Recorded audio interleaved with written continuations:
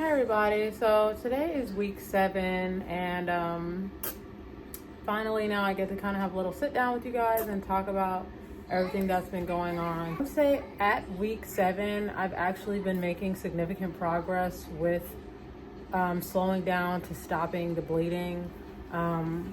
When I first purchased my black haw and I shared that with you guys, that worked very, very well, but it didn't keep working.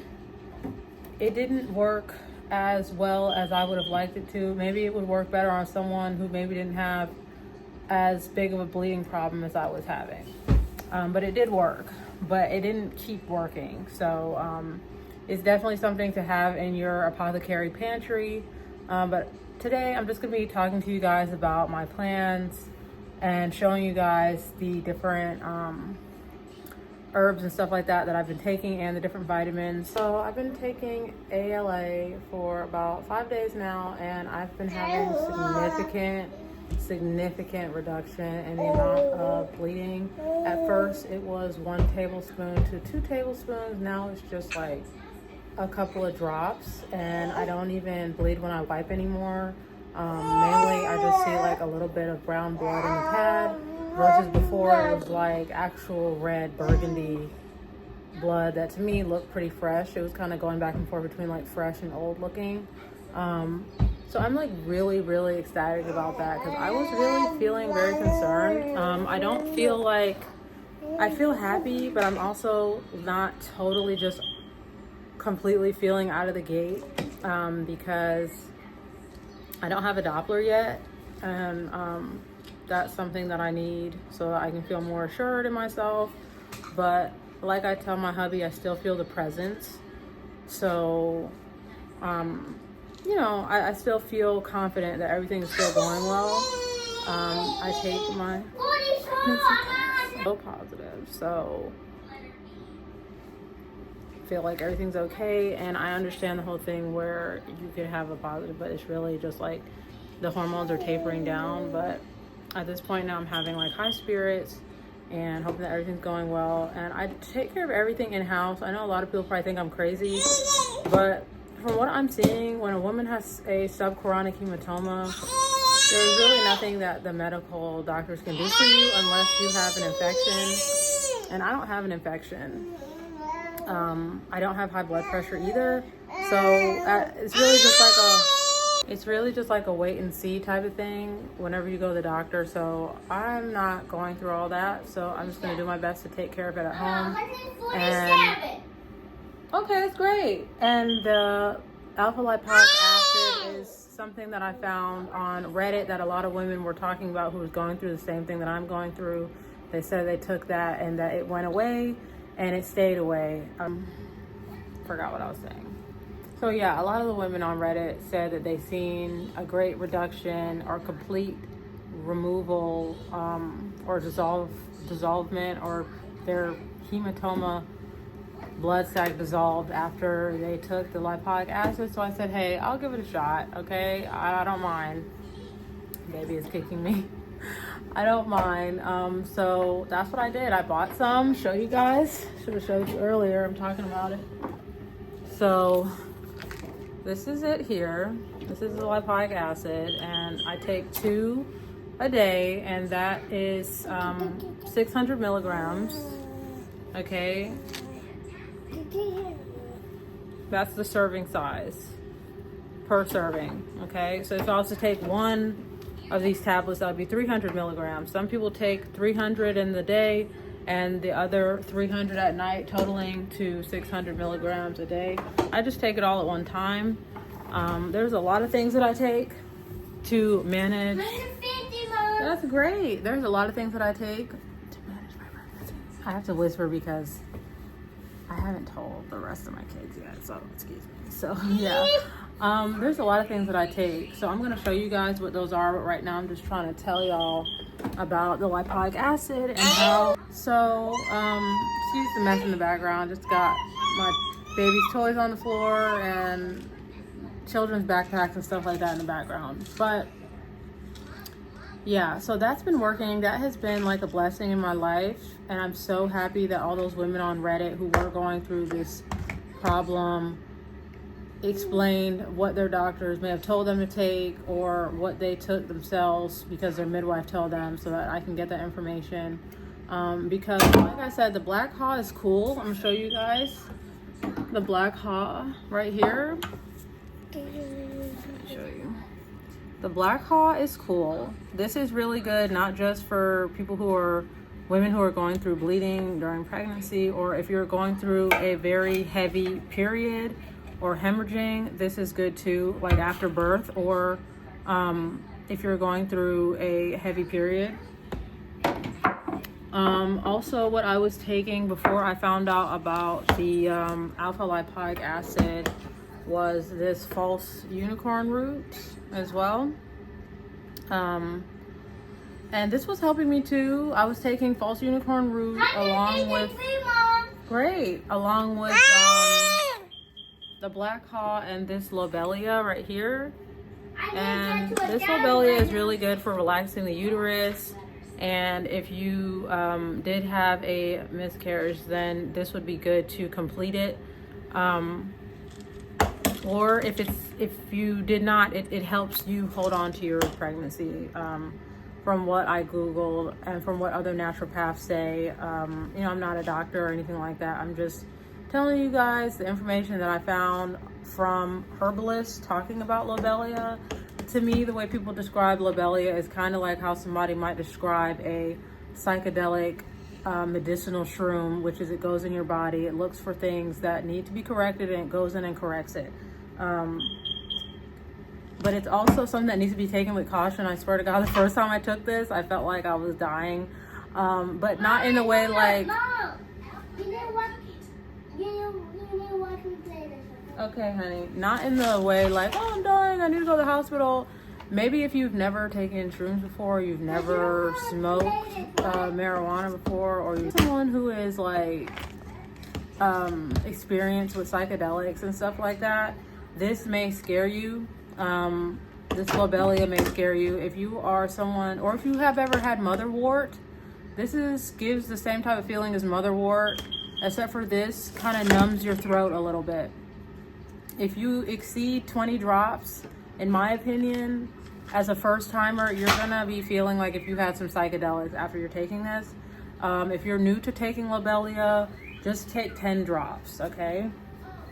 When I had it, I was new to taking lobelia. I think I took like 60 drops, and that's like way over the recommended amount for somebody who's never had lobelia. So that's why I said I had like a psychedelic type of effect, but I'm experienced with psychedelics, like I've had them before, so it didn't make me feel like concerned, like I need to go to the hospital or anything like that. I just said I felt like I was on a little trip. Right now, I kind of dialed back on taking this.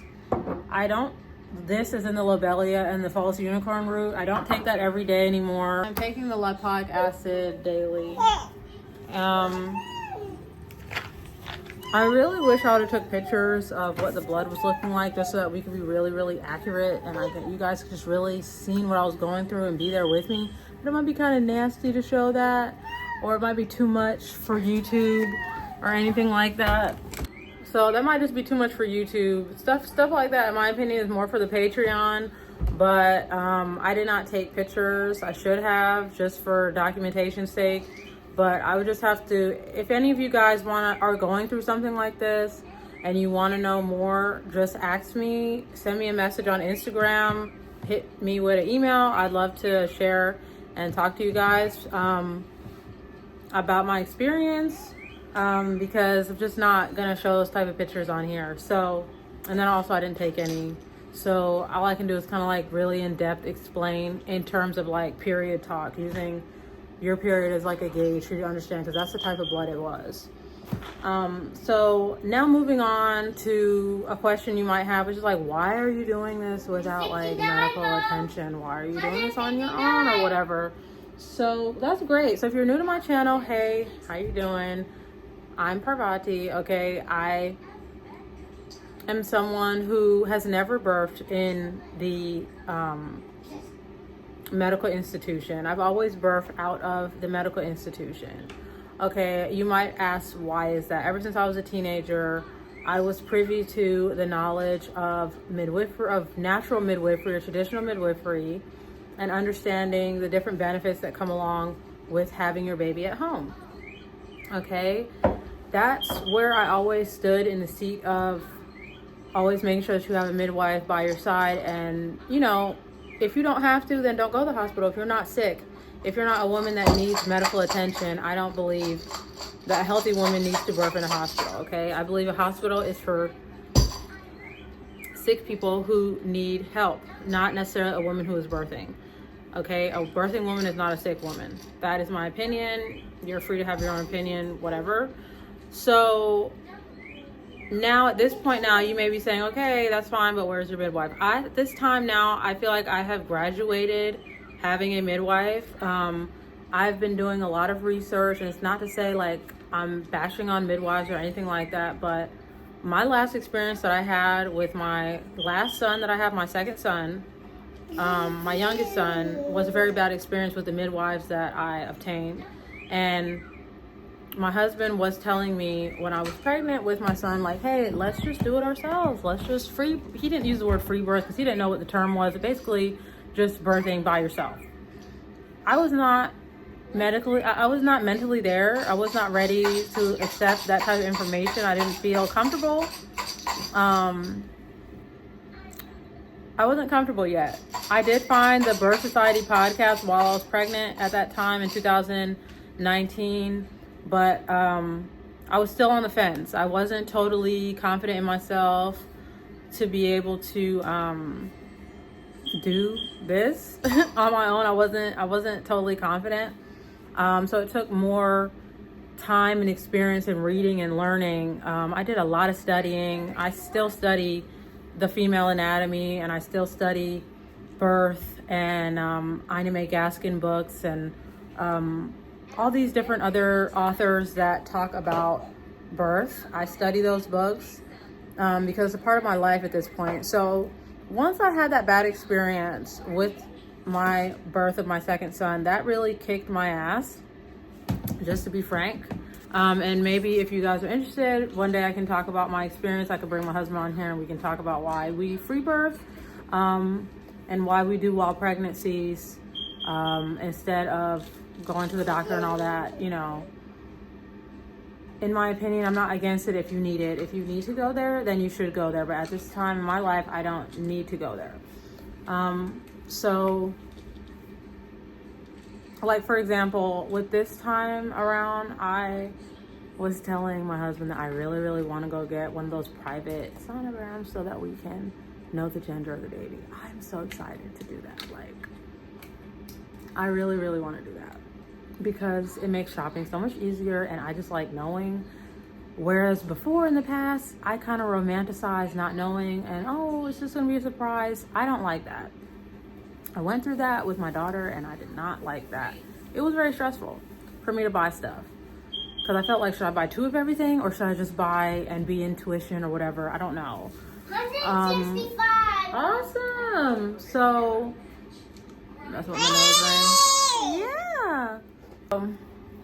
Back to me. These are all my personal decisions. Like, I'm not trying to push my decision on anyone else. If that's something that you feel that works for you, I definitely feel like it's good to talk to yourself, and whatever fears and stuff like that you have, definitely ask yourself, like, why am I afraid of such and such, and logically think about why you're afraid and do your best to come up with answers to help quell that fear inside of you. And if you can't, then, you know, maybe it's not for you, or maybe you need to talk to more people who've experienced natural birth in its entirety, like completely natural, without having to rely on someone else who they think knows more than them to help them with the experience. Yeah, I'm really, really excited. So I want to buy a Doppler. I'm going to buy a Doppler soon. Also on week 14, I think that's when I want to go get the gender known. That's really what I want to do. So I'm going to show you guys all of the vitamins that I've been taking right now to take care of myself. tomorrow I'm gonna order some organic raspberry leaf tea from Amazon. So I've been taking this hyaluronic acid in the 200 milligrams. I bought this off Amazon. This is another good thing to take if you're having a subchronic hematoma or bleeding during your pregnancy and you don't know why exactly. I'm not a doctor. I'm not telling you to take this. I'm just telling you what I take that helps me reduce my bleeding. So this is a great one. I will leave a link in the description box so you guys can pick up all of these different vitamins and stuff like that off of my Amazon shop, and it helps me out a lot if you guys purchase through my links. So this one here, we have 670 milligrams or 1000 IU of vitamin E oil, and this one is very good. I read about vitamin E oil in my childbearing years book. It's like a herbal wise woman book, and the author in there was talking about how if you're having a placenta, like the attachment issues, that sometimes can cause bleeding, and she was saying to take vitamin E for that to help it attach better. So that's why I've been taking this for quite some time, but she did say going into your third trimester you do not need to be taking this because this can cause abnormal adhesion of the placenta to your uterus. So this is not something that you take throughout the entirety. So the next vitamin that I take is this magnesium glycinate from Dr. Berg. I really like his vitamins, and they're really trustworthy. They have really good ingredients in them. I love his channel and watch all of his videos. So it says to take 5 of these. I only take 2. I take it once a day, and it has 150 capsules in it. So this one I did not necessarily purchase for my bleeding. Make sure that the bones and the future hair growth of the baby is nice and long and strong. So it's a lot of stuff, you guys, that I do take. So I bought some chewable vitamin C tablets from Whole Foods, and this is 500 milligrams of vitamin C, and I make sure to drink a lot of water with this. You have to drink a lot of water, and I also take collagen as well. I'm going to bring you guys that and show you. I take collagen, and it's another one, vitamin E, that I just showed you guys. But in order to gain all the benefits of those vitamins, you must take vitamin C along with it, or make sure that you're getting in enough citrus. And as you guys know, I cannot eat a lot of citrus fruits because of my gut and my healing and all that stuff. I'm like slowly walking in citrus, but I can't sit there and eat a lot of different citrus. So this works for me. Normally, if I had more opportunity, I'd get my vitamin C from a different company. It's more of a local company, but theirs is so expensive now.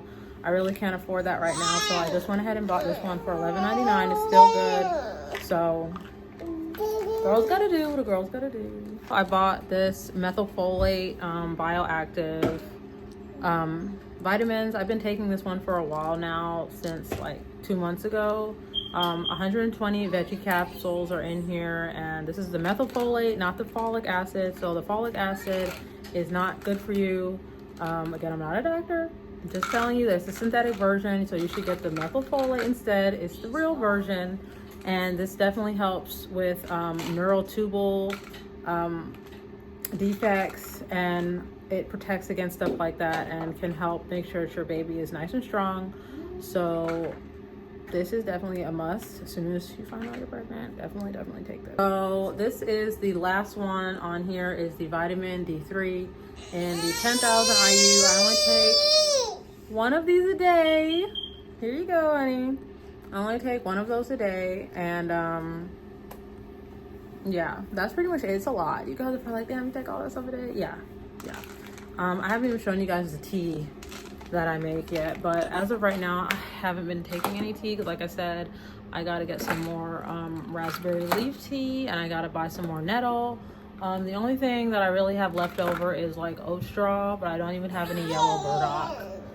I don't have any yellow burdock, so I need to buy some of that. So I just kind of wanted to take out this time to sit down with you. This is like a little vlog video, so I'm going to come back next week and talk to you guys about week 8. Fighting them could be dangerous.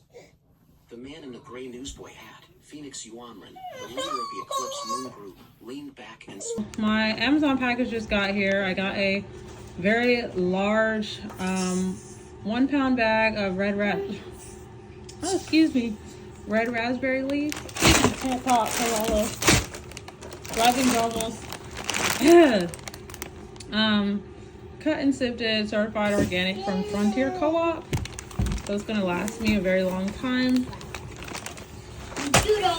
It is still week 7. I've been having a lot of hot chocolate. I would say I've been having more hot chocolate than I should have. I've been having at least a cup a day, sometimes 2, with collagen, and I've just started adding a marshmallow to my hot cocoa. That is what I've been doing, and I would say I've been having like 2 meals a day, breakfast and dinner. Yeah. Yes. Going on here. I really don't have much more updates besides the bleeding has tapered down. We're at the point now where not like filling pads anymore. It's really just more like light spotting. Now I think I can actually qualify as light spotting. So I'm really appreciative of that. And I will continue to keep you guys posted. Was it yesterday? I had my leg full. Yeah, that was yesterday. So also I purchased some red raspberry leaf tea, some loose red raspberry leaf tea, and I'm gonna be making some at least like 6 or 5 different jars of that, so I can have it. Ready in the fridge and prepared so I can drink. I will definitely show you guys my recipe once I get all the herbs. Right now, the next thing I have to purchase is some nettle. So I haven't been feeling any